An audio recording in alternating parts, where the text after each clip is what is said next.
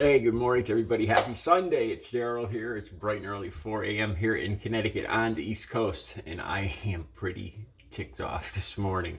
One story in particular about bicyclists in the Houston area. Six bicyclists run over by a large diesel truck. I talked about this in a video called Rolling Coal. And there was that term in the video title. I don't remember the whole title, but this has happened to me probably almost on a daily basis. And before I get into that, let me talk about the Trump rally in Georgia. Okay, the first thing, now this might not be politically correct or whatever to talk about. I don't know how many Trump rallies I've seen where directly behind him, Trump is always framed. There's a Trump with his blue coat, his incredibly long phallic symbol. I mean red tie, and the wall of people behind him. I've told you guys this before. My eyes always go to those people because I don't get it. I don't, for the life of me. I look at that man and I don't. How can people look at him and proudly say, yeah, that's my guy? He looks like a carnival barker, like oh man, a resort owner, a golfing overweight billionaire resort owner. I don't get it. All right, before I even get into that though, how many times have you seen this picture? And directly behind him, I mean, right along, even with his shoulders, it couldn't be more perfectly framed. You'll see African American men. And every single time you see these African American men for Trump, it says they're either holding a sign that says blacks for Donald Trump, or as in yesterday's rally in Georgia, it says across they're every single one of them, about 8 black men, all wearing shirts that say blacks for Donald Trump. I'm just guessing here, but don't these guys feel like they're tokens, like they're being used? Is it not obvious to everybody else kind of what's going on here? This way Trump supporters can say, look, he's not prejudiced. Look, right there. Every single, I'd swear I'd say at least 75% of the time, I'll see a minority, usually an African American, at least a couple African American people, but they are seated shoulder, like right in the pictures, just so their faces are here and here and here and here. So it could not be more perfectly framed. I don't know, man. I could be wrong. This could be just one coincidence after another, after another, after another.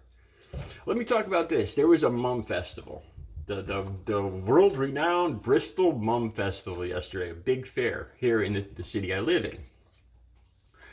And as I told you before, it's a diverse city. It's mainly a Democrat city. There wasn't one single Trump supporter. There wasn't one single MAGA hat. There was probably easily 10,000 people when I went through. Not one single MAGA hat. Not one single blacks for Trump person. I personally, I swear I've never met an African American person that was for Donald Trump. I could say that honestly. What I'm saying, I don't know if it's, like I said, I'm just guessing here, but it looks a little suspicious, especially because it proclaims it right on their shirts or on their signs, and the way that they are seated every single time, perfectly seated. So the camera frames right in on Trump, and then they come across, their heads come right across the back of him. Perfect. It doesn't occur to these men that they're being used again. Doesn't even occur to them. I don't know. So Trump had a lot of interesting things to say this Georgia rally. He actually suggested that Obama might not have been elected legally because all Democrats cheat. So I'm a big liar and cheater, apparently, according to Donald Trump. And he questioned Obama. Okay, so he brought up the big lie again. And I noticed this is the angle he always takes, because he is the president that, in the history of America, the sitting president that got the most votes ever. And he always exaggerates. He got 74,200,000 some odd votes.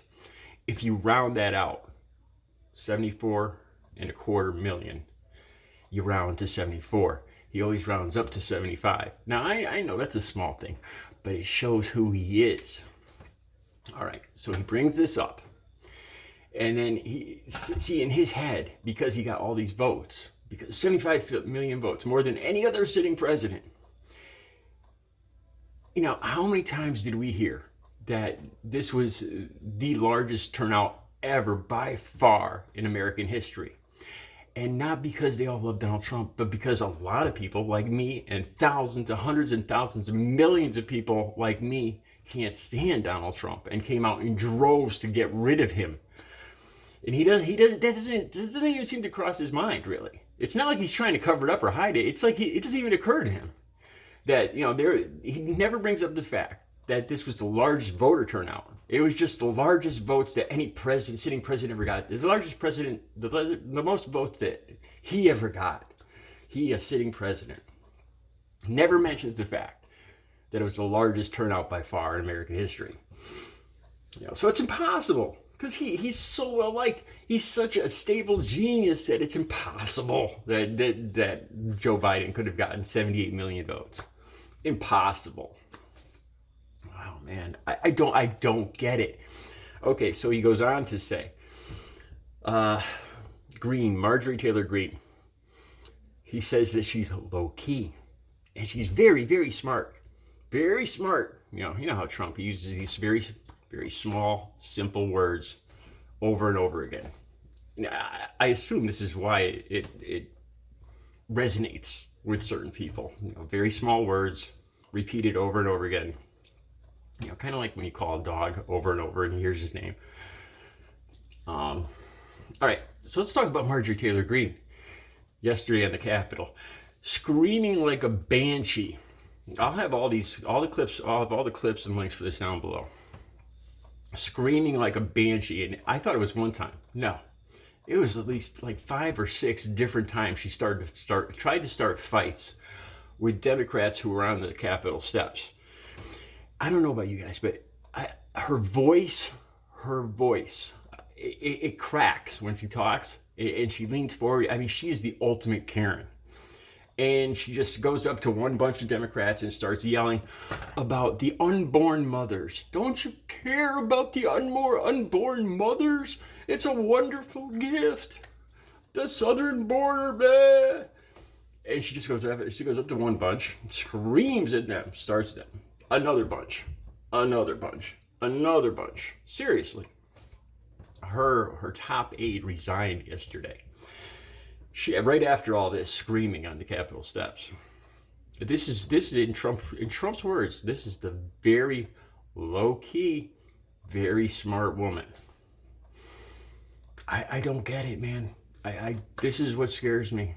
And then there's like 20 million Americans who believe that Donald Trump should be reinstated by any means necessary. I'm living in an alternate universe. For the life of me, I look at these two people, and these aren't good people. They're not smart people. They're arrogant. They're narcissistic. I don't get it. Okay, now that'll bring me right into my last story here, what I'm really upset about. Rolling coal again yesterday. This time it was a 17-year-old driver, apparently, or 16-year-old driver. Okay, now this is the story. I'll have the link down below. And this is Fox News reporting this. Now, picture this too. Bicyclists, out enjoying the air, not blowing fumes, a green approach to travel. You'd assume Democrat. A big, huge black truck blowing diesel smoke. Probably a Trump supporter. I'm generalizing here. I don't know. but I talked about this in another video. This happens to me every single day. This is why you guys probably got the feeling that I dislike pickup trucks. Even though my father, I talked about this. My father drove a Dodge Power Wagon, red, white, and blue, when he was a forest ranger and forest firefighter. You'd think I would love trucks growing up in them. I can't stand trucks, especially the diesels. Why? Because I hear these damn things every single day I'm on my bike. I hear them rev up behind me as they're coming up behind me. And what kind of person does this? Even if I saw a group of Trump supporters on the side of the road carrying signs, with the most atrocious things written on the signs that I could ever think of, I would never think of steering my car towards them. Never. Why? Because it's weak. Because if you do anything behind the wheel of a car, they can't see your face. It's not a face-to-face interaction. You're using a ton of steel to scare somebody. It's weak. And it's especially weak. I saw this huge black Dodge with all these extra things, plastic screwed to it. It looked like a joke. It was sitting up like this high, and it looked all stock. This thing couldn't scream insecurity. I'll just say it, penis insecurity. Could not scream it any louder unless if it was written across the side. I don't know how these guys could drive these trucks without realizing that. All right. So anyway, this story back in Houston.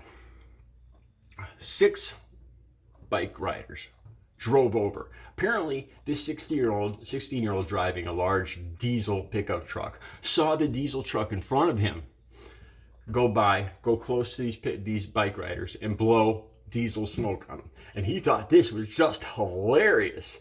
So he revs up. He's got to speed up because it's such a great idea. He's got to get there and do it too, so everybody can see him do it.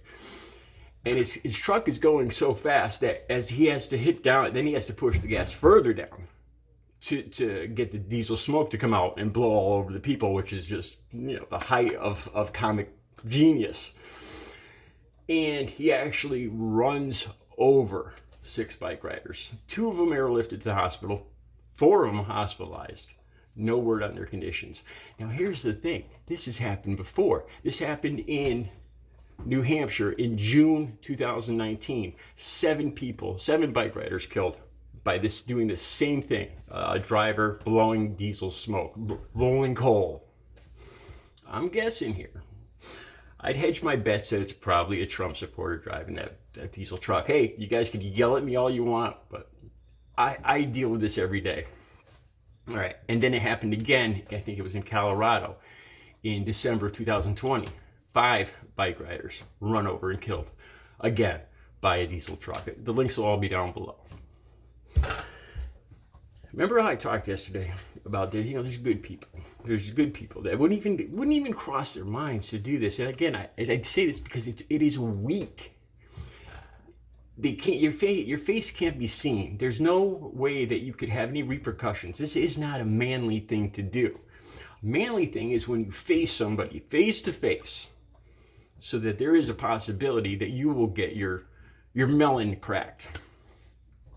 That is manly. That's putting yourself out there behind the big windshield, climbing up a ladder to get in your diesel blowing truck and blowing smoke, and then looking in the rearview mirror as they flip you off. No, that's weak. That's something a 16-year-old kid does.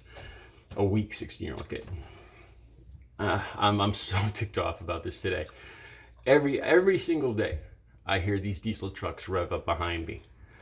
All right, that's all. I had to vent that. You guys, I'll be back later with another video. You guys have a great Sunday.